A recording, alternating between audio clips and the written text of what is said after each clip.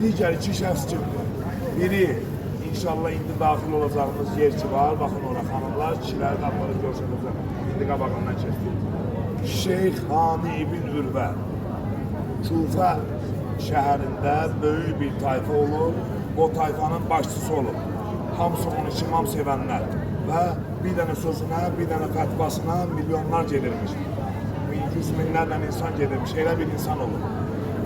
Müslüm ibn Əqil canı təhlükədə olanda ki, İbn Ziyad onu axtarıb öldürəcək. Hani ibn Ürvə həmin yəni şəxs burada məzarı olan. Müslümü bütün həyatının təhlükə altında olmasına baxmayaraq evində saxladı. Filmində var. Müslümü gizlədir ambarda, deyib İbn Ziyad bugün gələcək mənim güya xəstəliyimi yoxlamağa. Mən elə ki, su istədim, çıxıb qılıncdan vurarsan. Razılaşırlar, İbn Ziyad gəlir, Şeyxani su istəyir, su istəmək də odur ki, Müslüm gəlib bir işarədir. Müslüm fikirləşir ki, mənim əmim Əli, yəni Həzrət Əli burada olsaydı bu hərəkət eləyərdi ya yox. Deyir, yox, əmim Əli düşməni də olsa evinin içində arxadan vurmazdı. Ona görə vurmur. Hansı ki, İbn Ziyad sonradan İmam Hüseyni də şəhid elədi, o qədər faciələr törətdi. Axır Şeyxanini diri-diri başını arxadan qılıncdan kəsirlər Əhl-i Beytə məhəbbətinə görə. Bayını girəcəyimiz yer. O birisi kimdir?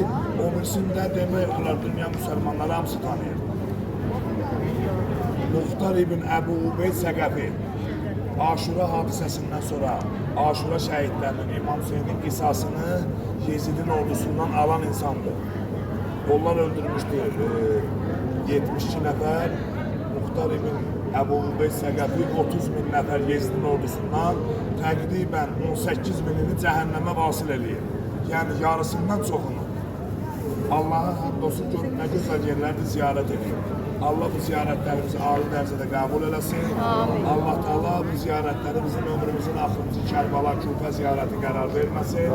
Allah bizi bu yerlərdən əlli boş naumid evlərimizə qaytarmasın. Allah Teala ziyarətlərimizi, dualarımızı, namazlarımızı, sədəqələrimizi, fikirlər, düşüncələr burada görürsün. Adam saatlarla evdə az qala bilmir.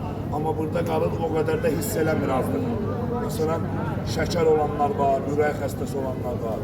Adi halda bu qədər əziyyət çəkəndə qala bilmir, xəstəxanalıq, skorulur. Amma bu ziyarətdə olanda 2 qat, 3 qat artığını çəkir, o hala düşmür.